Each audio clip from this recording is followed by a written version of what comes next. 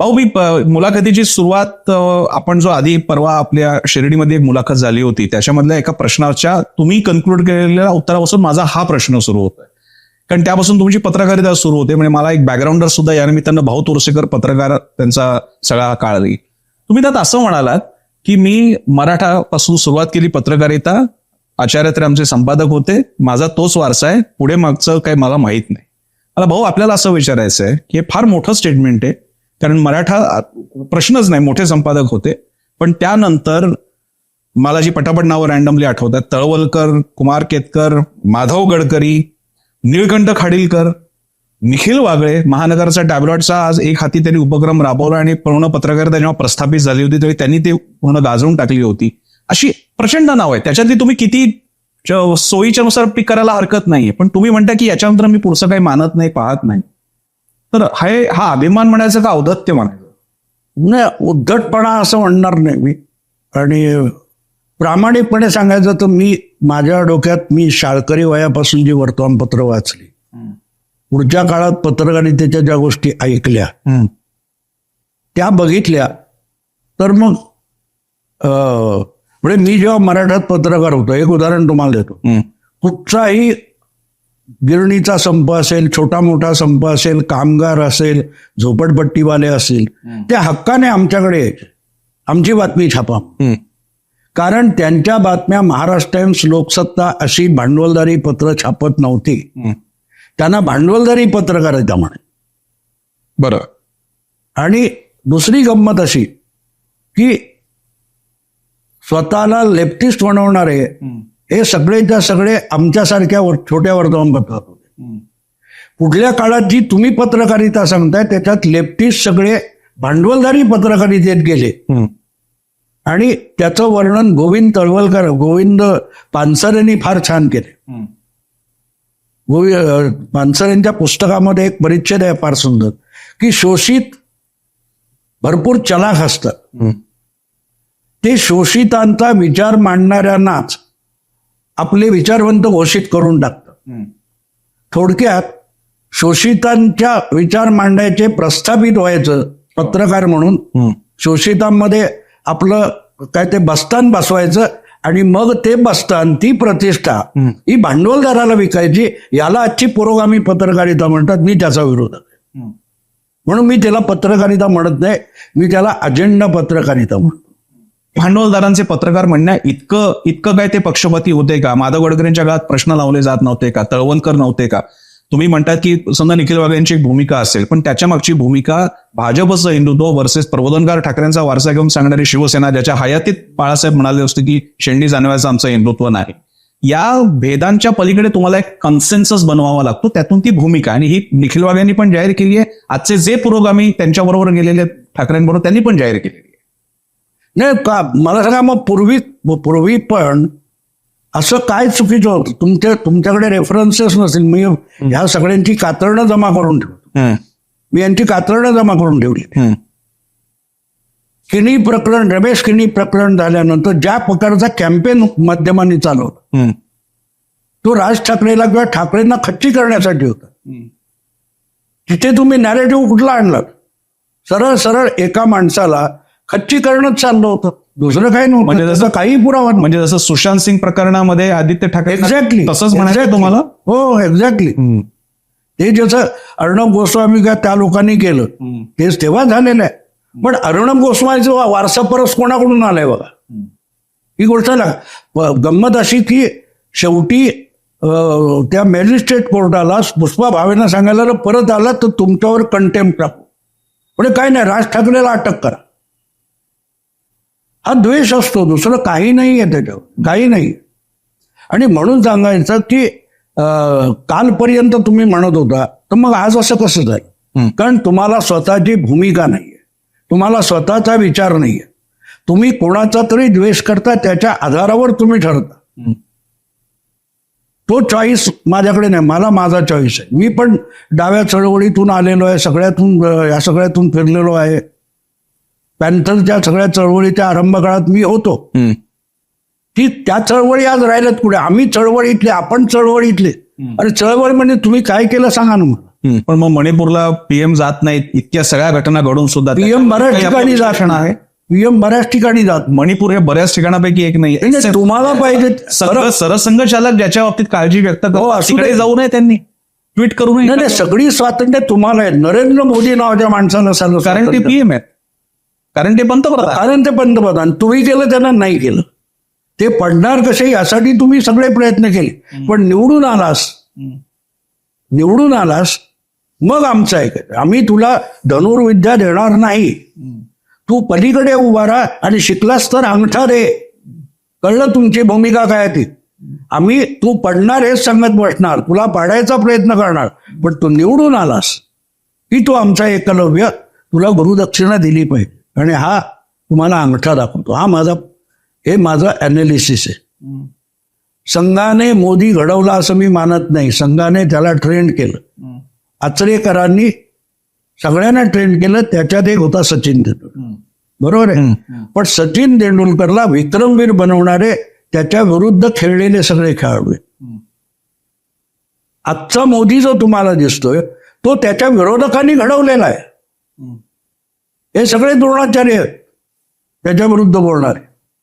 आणि सरसंघचालक सुद्धा सरसंघचालक विरोधक असं कुठे मी म्हटले. विरोध बोलत गेल्या काळातली त्यांची 2 विधानं मी रेफरन्स म्हणून सांगतो. एक, मणिपूरची त्यांनी व्यक्त केलेली काळजी जी खूप स्ट्रॅटेजिक वेळेला केलेली आहे त्यांनी व्यक्त, आधी केली नव्हती. आणि दुसरी गोष्ट म्हणजे देवत्व लोक तुमच्यातलं ओळखतात. तुम्ही देवत्वाच्या दिशेने प्रवास करायचा असतो, लोक तुम्हाला देव म्हणतात. स्वतः आपण देव असल्यावर म्हणू नये. आणि याचा सरळ संबंध लावला गेला तो म्हणजे मोदींच्या त्या नॉन बायोलॉजिकलच्या रेफरन्ससाठी तो जोडला गेला. मग या विधानांकडनं काही क्यू घ्यायचा की नाही? घ्या ना. तुम्हाला कोणी अडवलेलं आहे? या देशात स्वातंत्र्य आहे.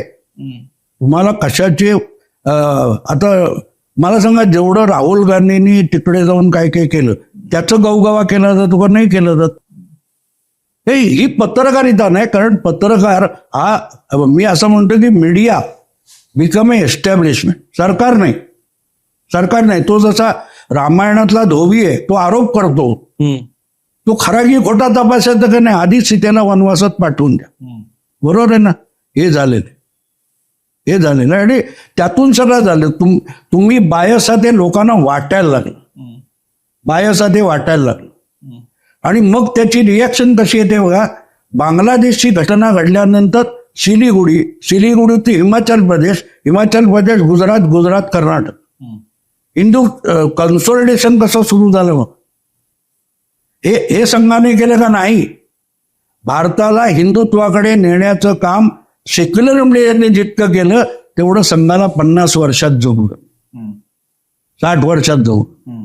जसं सीआयने आटापिटा करून 100-50 वर्ष सोव्हिएत युनियन त्यांना मोडता आलं नाही, ते गोर्बाचोवने मोडून दाखवलं. शेतकरी आज मीडियाने सगळ्यात मोठी जो वाईट गोष्ट काय केली असं मी म्हणतो, तर मीडियाने चळवळी मारून टाकल्या. आम्ही शाळकरी वयापासून तरुण वयामध्ये मी पण चळवळीत होतो, आंदोलनात होतो. आम्ही लोकांना मार खाल्लाय, सगळं काय काय उचापती केले, पण आम्ही करायचो. कॅमेरा आला की आंदोलन, कॅमेरा बंद झाला, आंदोलन संपलं. जरांगे पाटलांचं आंदोलन काय सांगा ना मला. कॅमेरा पलीकडे जरांगे पाटलांचं आंदोलन काय?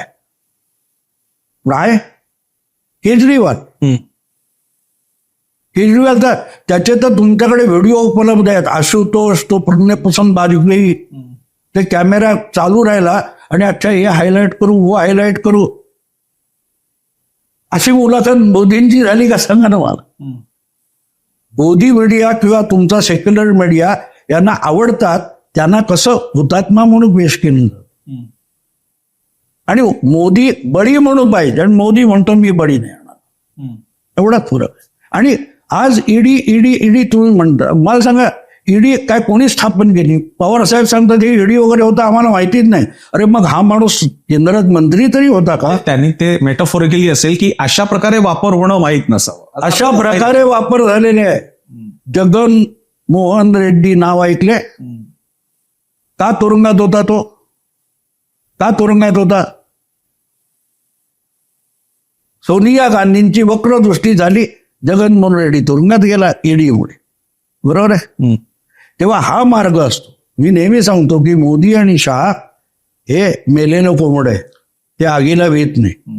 10 वर्ष तुम्ही 2004 ते 14 केंद्राची सत्ता वापरून एका राज्याच्या सत्तेला नेत्यांना किती पिडता येईल याचं ट्रेनिंग करून घेतलंय तुम्ही त्यांच्याकडून. आता ते त्या पोझिशनमध्ये आहेत, ते तुम्हाला त्रास देत आहेत. पण मग कोणाचंच काही कौतुक करायची गरज नाही. गरज बरं, नाही. असं आहे की ईडीच्या कारवायांमध्ये भाजपचं साधारण म्हणणं असतं की आम्ही काय याच्यापैकी फक्त 3% राजकारणी, बाकी सगळे उद्योजक आणि अन्य कोणी आहेत. पण ते 3% सगळे भाजपेतर कसे, हा प्रश्न पत्रकार म्हणून पडू नये आपल्याला. म्हणजे ते मुळात तक्रारी, आता मला सांगा, केजरीवालची तक्रार कोणी केली? बीजेपीने केली का ईडीने आपोआप घेतली? नाही, कोणीतरी तक्रार केली, त्याचे पुरावे दिले. ते पुरावे देणारे, तक्रार करणारे काँग्रेसवाले. आता बीजेपी आले कुठे? पण काँग्रेसच्या दिल्लीच्या नेत्याने केलेली तक्रार स्वीकारून पुरावे घेऊन ईडीने कारवाई केली. बीजेपीचा संबंध काय हो? सांगा ना मला. दलित होता म्हणून गुन्हेगार होता. चातुर्वर्ण्य कसा असतो? दलिताने गुन्हा करायची गरज नसते, तो दलित आहे हा गुन्हा असतो. बरोबर आहे ना? कचूक बोलतोय मी चातुर्वर्ण्याच्या बाबतीत. चातुर्वर्ण्यामध्ये असं बरोबर आहे म्हणून ना? काही जाती मग तसं गंमत असे की बीजेपी सत्तेत आहे म्हणून बीजेपी गुन्हेगार आहे, आणि त्यांची मशिनरी काँग्रेसच्या नेत्याने वापरून केजरीवालच्या मागे ईडीचं झेंगट लावलं, तर बीजेपीला का धरता हो तुम्ही? कोणीतरी तक्रार द्यावी लागते. मी त्या जाहीर मुलाखतीत सांगणार नाही, तुम्हाला मुलाखत संपल्यानंतर हे ईडी प्रकरणाचा तपशील वेगळा सांगेल. माझा प्रश्न एवढा हवेत नाहीये. माझा प्रश्न इतकाच तर भाजप तुम्ही द्या ना भाजपचे. मला सांगा की संजय राऊतने आपल्या सेना भवनामध्ये प्रेस कॉन्फरन्स घेतली, हे कागद फडकवले. तुमच्याच मुंबईच्या पोलीस, तुमचंच सरकार, तुमचेच पोलीस, त्यांनी इन्क्वायरी केली ना. काय तो किरीट सोमय्या असेल, आशिष शेलार, ज्यांच्या विरुद्ध का नाही केस स्टँड होतो? ती केस कोर्टात स्टँड होते ना. का तुम्हाला कोर्ट मान्य नाही? कोर्टाने बीजेपी आहे की काँग्रेस बघितलं पाहिजे? सांगा मला. संविधान बचाव म्हणजे काय? संविधान आतापर्यंत 140 दुरुस्त्या आणल्या गेल्या, त्यानंतर कुठलं संविधान इंटॅक्ट आहे? इंदिरा गांधीने विरोधकांना तुरुंगात डांबलं आणि सेक्युलरिझम आणि सोशलिझम हे शब्द घोषवले. त्याबद्दल कोणी बोलायचं? पक्षपात हा असा आहे. आणि मग ते झाले की ते जुनं जाऊन दे, ते जुनं सोडून द्या. वा, ते जुनं सोडायचं आणि 5,000 वर्षाचा चातुर्वर्ण्य धरून ठेवायचं. किती अजब आहे. 50-60 वर्षापूर्वीचं विसरून जा, पण 5,000 वर्षापूर्वीचे खपरी काढत बसायचे. पण इंदिरा गांधी, जे खरं इंदिरा गांधींची आणीबाणी, याचं कोणी समर्थन करणार नाही. तुम्ही सगळी मंडळी त्या काळात होता, समाजवादी एकत्र होते, कम्युनिस्ट, भाजप, जनसंघ सगळे तेव्हा जनसंघ होता. पण ती पूर्ण चूकच होती. पुन्हा एकदा समर्थन नाही त्याचं. पण त्यानंतर ती एकतर अधिकृतरित्या उठवली गेली, पहिला भाग. दुसरा भाग, त्या कॉन्स्टिट्यूशनला सस्पेंड करण्यापासून नंतर सुद्धा तुम्ही जे सेक्युलरिझम आणि शब्द आणले म्हणता ते बरोबरच आहे, तुम्ही म्हणताय ते. पण त्याचा जो डीएनए आहे, एक मूळ चौकट आहे, डीएनए आहे, जो पुन्हा, तो किती शब्द नाही आवडला तरी तो धर्मनिरपेक्षतेचं सूत्र आहे त्यामध्ये. तो शब्द होता की नाही ते सोडून द्या, नसेल, आधी नव्हताच. पण ते काही एक बेस मानतो हा.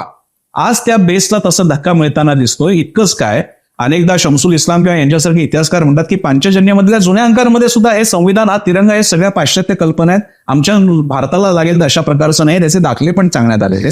इतकंच नाही, बरं, जो भाजपचा अयोध्या, जो फैजाबाद मतदारसंघ आहे, तिथून उभा राहिलेला माणूस तर पुरोगाम्यांचा नव्हता. तो म्हणतो संविधान बदलेंगे. कर्नाटक, आंध्रमधलं कोणीतरी म्हणतो संविधान बदलेंगे. अनेक नेते म्हणाले त्यांच्यावर काय तात्पुरत्या कारवाया झाल्या. पण संविधानाच्या असं काय आहे की बदलेंगे? दुरुस्ती हा सगळ्यांनीच करत आलेले. तो इसेन्स घालवण्याचा प्रयत्न, छुपा अजेंडा आहे, असा दावा आहे. नाही, छुपा अजेंडा फक्त तुम्हाला दिसतो. मला हीच तर गंमत वाटते. संघामध्ये काय चाललंय, भाजपमध्ये काय चाललंय, भाजपवाल्यांनी संघवाल्यांना माहिती नसतं, पण त्यांच्या बाकीच्या विरोधकांना माहिती असतं. कुमार सप्तर्षी माझा मित्र आहे. कुमार सप्तर्षीने त्याच्या सत्याग्रही या मासिकामध्ये पुरोगाम्यांची फार सुंदर व्याख्या लिहिली की पुरोगामी म्हणजे पुढे आणि भविष्याकडे बघणारा, आणि प्रतिगामी म्हणजे मागे बघणारा. आता मोहन भागवत म्हणाले की गोळवलकर गुरुजींच्या जे काही जुने मुद्दे आहेत ते आता बाजूला ठेवले पाहिजेत. काळ बदललेला आहे, पण ते पुढे बघतायत. आणि कुमार सप्तर्षी गोळवलकर गुरुजी रेफर करतो. मग आता कुमारच्याच भाषेमध्ये प्रतिगामी कोण आणि पुरोगामी कोण गल्लत समजून घ्या. सगळंच तुम्ही म्हणाल पुढे तोच तो चातुर्वर्ण्य असतो. आम्ही बांधू ते तोरण, आम्ही सांगू ते धोरण, आम्ही सांगू ते वेद, आम्ही सांगू तो त्याचा अर्थ. ही गंमत आहे ना. आम्ही सर्व ठरवतो. उजव्यांकडे विचारवंतच नाहीत, आणि जो विचारवंत असेल तो डावाच असला पाहिजे. बरोबर आहे की? आणि हीच तर गंमत आहे. आणि मुद्दा असा आहे तो की ज्या वेळेला तुम्ही एक भूमिका मांडता, आता ईडीची भूमिका, ईडी आणलं कशाला तुम्हाला मुद्दा, मला वाटतं शिर्डीला बोललो होतो का, कॉन्स्टिट्यूशन ची घटना समितीमध्ये अंतर्गत आणीबाणीचं जे कलम होतं ते जेव्हा घालण्यात आलं, त्याच्या विरोध करताना एच.व्ही. कामत यांनी त्याला जोरदार आक्षेप घेतला होता की या एका कलमाने कोणीही निवडून येऊन हुकुमशाही लावू शकतो. नेहरूंनी त्यांना गप्प करताना विचारलं, तुमचा माझ्यावर विश्वास? एच.व्ही. कामताने फार सुंदर उत्तर दिलं की तुमच्यावर माझा 100% विश्वास आहे, पण तुम्ही अजरामर आहात त्याच्यावर विश्वास. आणि दुर्दैव असं की इंदिरा गांधींनी म्हणजे नेहरूंच्याच कन्येने लावलेल्या आणीबाणीत पहिला पकडला गेलेला राजकारणी खासदार एच.व्ही. कामतच. आता या सगळ्या अनुभवातून गेलेले आणि एकत्र तुरुंगवास भोगलेले भाजप आणि समाजवादी एकमेकांच्या उरावर बसतात आणि काँग्रेसला परत जीवदान देतात. काँग्रेस हा आउटडेटेड पक्ष आहे, विषय आहे. काँग्रेसची आयडिओलॉजी काय मला सांगा? काँग्रेसची आयडिओलॉजी कुठे? या देशामध्ये भाजप आणि मार्क्सिझम हे दोनच आयडिओलॉजिकल पक्ष आहेत की ज्यांचं टोटल हिंदुत्व आहे, यांचं टोटल काय ते वेस्टर्नाइज मार्क्सिझम आहे. बाकीचे आयडिओलॉजी कुठे? यातलं थोडं उचल, त्यातलं थोडं उचल. त्या उडप्याच्या हॉटेलात आपण गेलो की उडीद आणि तांदूळ एकत्र नासवायचे, त्याचे 22 पदार्थाची यादी लिहिलेली असते. साला असतात उडून तसा त्या सगळ्यांची आयडिओलॉजी, म्हणजे पवारांची आयडिओलॉजी आणि काँग्रेसची आयडिओलॉजी फरक काय आहे? पण वेगळा आहे. म्हणजे या व्यक्ती केंद्रित पक्ष आहे आणि ते आयडिओलॉजीवर बोलतात. पण त्यांच्यामध्ये एक अंत, म्हणजे हे सगळे ज्याला संपूर्ण इंडिया ब्लॉक आहे त्यामध्ये सगळ्यांच्या काही बेसिक धारणा समान आहे. देशाचं स्ट्रक्चर, सेक्युलरिझम पर से जो शब्द आहे त्याच्यातली जी मूल्य आहे, आणि याद्वारे म्हणजे उदाहरणार्थ भांडवलशाहीचा जास्त त्याच्यावरती वर्चस्व नसावा, लोक कल्याणकारी जनता असा, म्हणजे लोक कल्याणकारी सरकार असावं, ज्याला आधी भाजप म्हणत होते रेवडी कल्चर, आणि आता सगळ्या रेवड्या कशा दिल्या जातात ते आपण बघतोय. किसान सन्मान नाही, पण समजा लाडकी बहीणपासून सुभद्रा योजनापासून विमा योजना, आणि त्या चांगल्या आहेत, तसं असलं पाहिजे. या गोष्टीचा सगळा आणि त्याच्यावरचा समजा ती आयडिओलॉजी. विंदा करंदीकरांची एक सुंदर कविता आहे, देणाऱ्याने देत जावे, घेणाऱ्याने घेत जावे, घेता घेता एक दिवस देणाऱ्याचे हात घ्यावे. मुद्दा इतकाच की द्यायला हरकत नाही, घ्यायलाही हरकत नाही, पण देणारही असावं लागतं आणि देणाऱ्याला कुठून तरी यावं लागतं ना. आता अदानी आणि अंबानी जर वेल्थ क्रिएशन करणार नसतील तर तुम्ही देणार कुठून? सांगा मला. वेल्थ क्रिएटर्स वाढवावेत ना. तुम्हाला आहे, तुम्ही चालवा, कोणी अडवलंय तुम्हाला? मला जेव्हा मी अनेक 29 नोकऱ्या सोडल्या, पेपर बदलले, 2-3 चांगले चालले, मला सगळं विचारलं, अरे तू एवढं करून शेवटी तुला काय मिळालं? अरे भांडवल त्याचं होतं, बुडालं असतं. मी सुरू करून 2-3 पेपर बुडाले, पण ते बुडालेले माझा हिस्सा होता का? नाही, चालल्यात माझा हिस्सा पाहिजे. याला भंपकपणा म्हणतात. भंपकपणा म्हणतात. धीरूभाई अंबानी किंवा अंबानी अदानी हे काय चोरीबारी केली का? कायद्याच्या चौकटीत बसून गेले ना सगळं. मग कायदे कशाला बनवलेत तुम्ही? आणि त्या पळवाटा का ठेवल्यात? त्या आम्हीच ठेवणार. म्हणजे हे सगळी लोकशाही इतकी चायलिश आहे, या कपाटामध्ये हे खेळणं तुझे हात लावू नका असं झालं ना. कायदा आहे, पण तो कोणी वापरायचा हे जर तुम्ही सिलेक्टिव्हली करायला गेलात नाही चालत. मला काय, तुम्ही तर म्हणतो की ईडी, सीबीआय या लोकांनी मीडियामधल्या बड्या लोकांवर पहिले राडी घालाव्या. कुठून आणलं सांगा बाबा? त्या धाडी पडू नये म्हणून तर गोदी मीडिया तयार झालाय. नाही तेच आहे. जे कोण आहेत ना तेही सगळं संगनमताने चालतो. अजून लक्षात घ्या, मोदीचं सरकार आलं, बहुमत आलं, पण एस्टॅब्लिशमेंट तीच आहे. एस्टॅब्लिशमेंट तीच आहे ना. ती सगळं मोदीला यशस्वी होऊ देईल असं नाहीये. 70 वर्षाचा, आता मी आज थोडासा आजारी होतो रात्री, मी सगळा बरा झालेलो नाही ना, माझ्या प्रॉब्लेम माझा आत्ता चालू आहे. तसा 70 वर्षात इतकं पाझरवलेलं आहे करप्शन, सिस्टमॅटिक करप्शन आहे. मी तुम्हाला सांगतो, मी त्या साताऱ्याच्या खेड्यामध्ये जातो, तिथे करप्शन किती लेवल, म्हणजे सरकारने अनुदान दिलंय, तुमचीच जमीन आहे, त्या जमिनीमध्ये त्या जमिनीची झीज होऊ नये म्हणून जी काय असते मनरेगा, त्याच्यानुसार ते काम करायचं. ते येऊन ते बंजारा लोक ते काम करतात आणि 100 रुपयातले 80% त्यांना रक्कम देतात आणि माझ्या जमिनीत मला दिलेले कमिशन तोच मालक खातो जमीन मला. किती आपण व्यवस्थित करप्शन निर्माण केलेले, व्यवस्थित. आता हे बदलायला वेळ लागेल ना, हे बदलायला वेळ. 1600 कायदे मोदींनी आतापर्यंत सत्तेत आल्यापासून रद्द केले, तर ते आधी का केले नव्हते? 69 साली इंदिरा गांधींनी काय त्या बँकांचं राष्ट्रीयकरण केले, कम्युनिस्ट आणि सोशलिस्ट मोरासारखे पिसं लावून नाचले. भांडवलदारांच्या बँका काढल्या, गरिबांना दिल्या. त्यात गरिबाला खातं काढता येत होतं का? नाही, ते मोदीने काढलं. किती वर्षांनी? जवळजवळ 40 वर्ष. बरोबर आहे. हो, पण नंतर मोठमोठ्या प्रायव्हेट बँका ज्या प्रकारे मर्जर्स चालू झाली, तोही मुद्दा आहे. तो आहे, आवश्यक आहे. तुम्हाला जागतिक आर्थिक क्षेत्रामध्ये टिकून राहायचं. आज अमेरिकेच्या टक्कर देऊ शकेल आपल्याकडे एकही बँक नाही. चायना बँकशी आम्ही टक्कर देऊ शकत नाही. म्हणजे काय ते कल्पना दारिद्र्य. आता तुम्ही हाच मुद्दा काढला म्हणून एक ताजा संदर्भ, मी फार उपप्रश्नांमध्ये जाणार नाही, कारण अजून महाराष्ट्राचं राजकारण भारताचं पण आहे. आता LIC आहे, LICच्या गचांडी कुठली तरी एक बँक लावून टाकायची आणि त्याचा सगळं तोटा त्यांच्या कंपनीवरती येणार, LIC वरती. हे प्रकार गेल्या 10 वर्षातच झाले. मग ते टाळायला हवे होते. तुम्ही म्हणता ते बरोबर आहे. मग आधीची जी टीका आहे, त्यांच्या जन्माच्या आधीची गोष्ट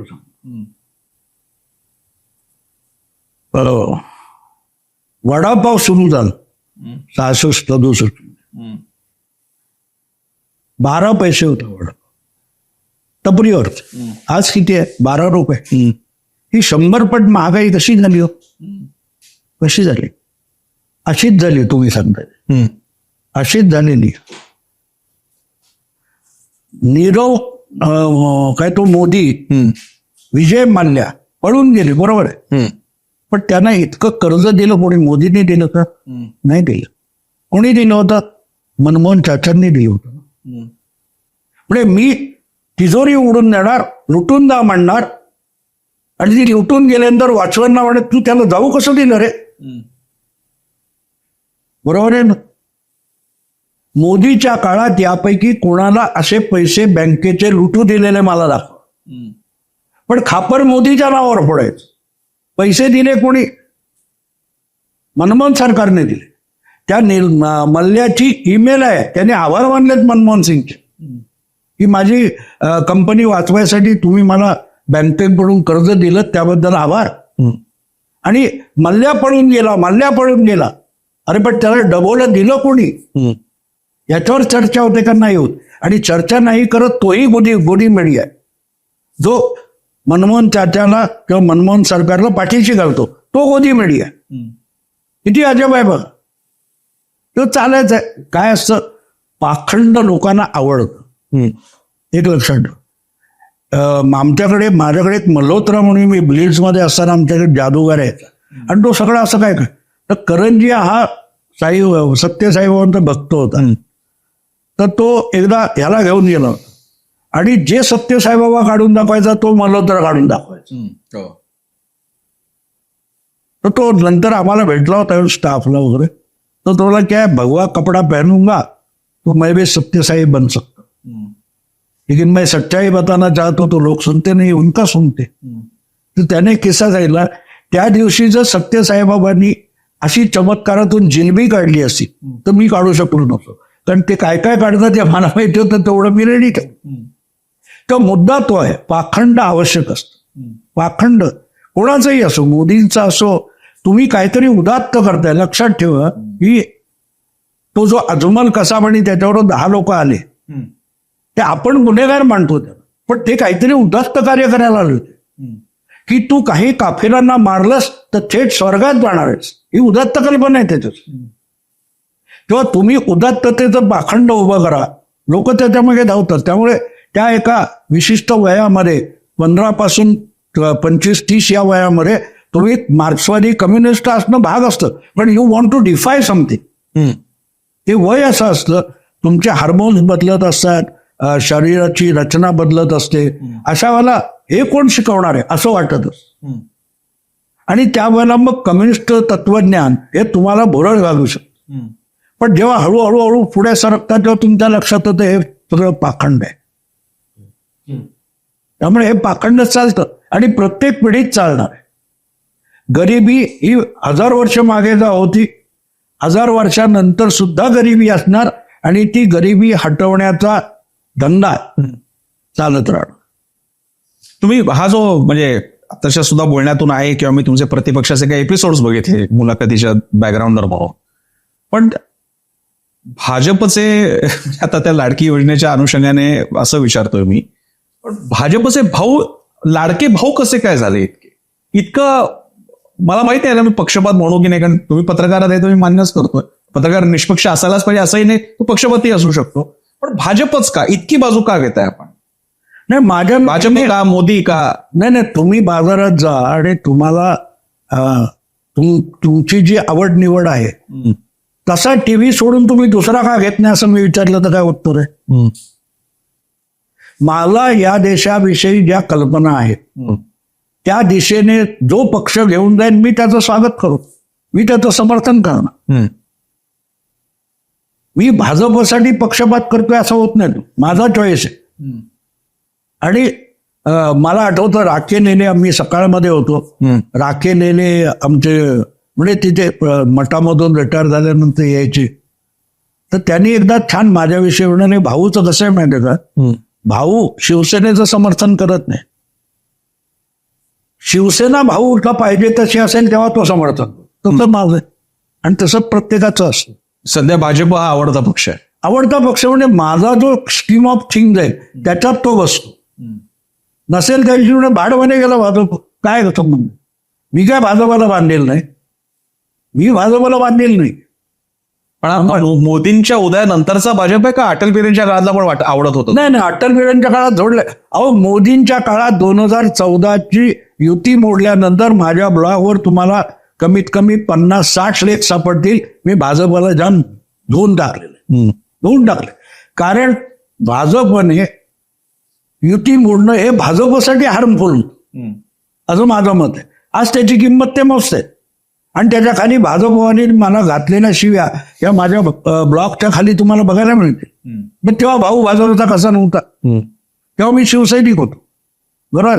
मुद्दा असा असतो माझं, मी पण पवारांवर टीका करतो, काँग्रेसवर टीका करतो, माझी लाईन क्लिअर असते की जर काँग्रेसचा नेता काँग्रेसला हानी होईल, त्याच्या भूमिकेला नुकसान होईल असं बोलत असेल, मी त्याच्यावर टीका करणार.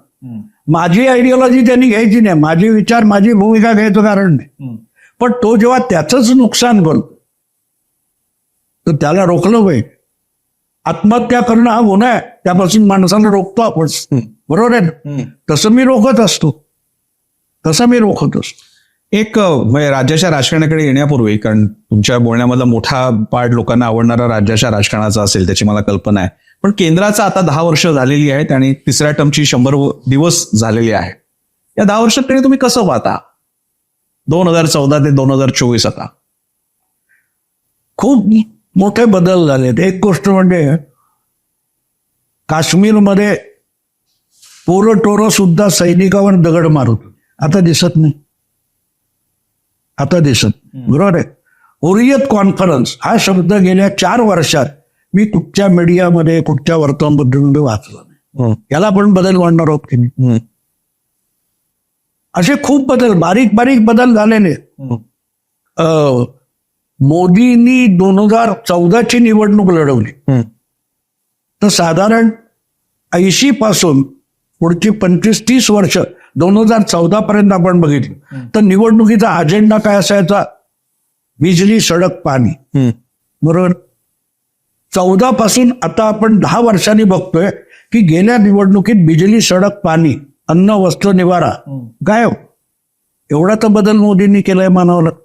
आपला आता तुम्ही गेली 15-20 वर्ष बघताय, काँग्रेसने नाही केलं म्हणून भाजप सरकारनं मुंबई गोवा हायवे बदललेला नाही. 55 वर्ष गरिबी हटवची घोषणा झाली. मग गरिबांना आता 8,500 रुपये राहुल गांधी का देतात ते विचारा ना. तुझ्या आजीने तर गरिबी हटवली होती. तुला आजी होती तर माहिती का, हे राहुलला कोणीतरी प्रश्न म्हणून विचारला बघ, तुम्हाला मोदींची मुलाखत पाहिजे, राहुलची मुलाखत घ्या आणि त्याला विचारा, बाबा रे तू 8,500 रुपये ज्या खात्यात टाकणार आहे ती तुझ्या दादीने काढली की पप्पाने काढली की मनमोहन चाचांनी काढली. हा प्रश्न कोणीतरी विचारला का राहुल गांधीला? गोड गोड प्रश्न विचारणारे राहुल गांधी नाही आहेत ना. आणि राजदीपने सुद्धा थोडा प्रश्न विचारला, ये देखो बीजेपी का अब बैच क्यों नहीं लगाते, राजदीपला बोलले ना राहुल गांधी. व्हिडिओ आहे त्याचा. राजदीपला त्यांनी टोकलं, तू बीजेपीचा आहेस का? एक साधा सरळ प्रश्न विचारलो. मुद्दा असा आहे की 10 वर्षात काय बदललं नाही. 70 वर्षाच्या तुलनेमध्ये खुद्द शरद पवारांनी सांगितलं की यांच्या काळामध्ये झाले तितके रस्ते पूर्वी कधीच झाले नाहीत. आणि हे बघण्यासाठी ना आपल्याला पत्रकार असावं लागत नाही. मी तुम्हाला म्हणतो 18च्या 2019च्या निवडणुकीपूर्वी मी आसामला गेलो होतो. तिथे त्या आसाम जोरहाटच्या अलीकडे मी बायकोला म्हणालो, जरा आपण इथे टपरीवर खाऊ, मला इथले पदार्थ काय असत बघाय, थोडं मी तिथे थांबून. तर तो रस्त्याच्या कडेला बांधकाम चालू होतं, काय ते 4 पदरी 6 पदरी. तर तो बोलता तो मुंबई से आहे, मुंबई में बीजेपी आहे का? म्हटलं तर तुम बीजेपी वाले हो? नाही हम बीजेपी को ठीक आहे. मग मी त्याला मुद्दाम चिडवत गेलो. त्याला म्हटलं ठीक है, अभी देखो इतना ये रास्ता होगा, वो हमारा तो बात से ये लगाता है ठेला, हमारा बेटे का हॉटेल हो जाएगा. तर मी त्याला डेवचत होतो, कधी होणार म्हटलं, मोदीची तर 5 वर्ष संपून गेली.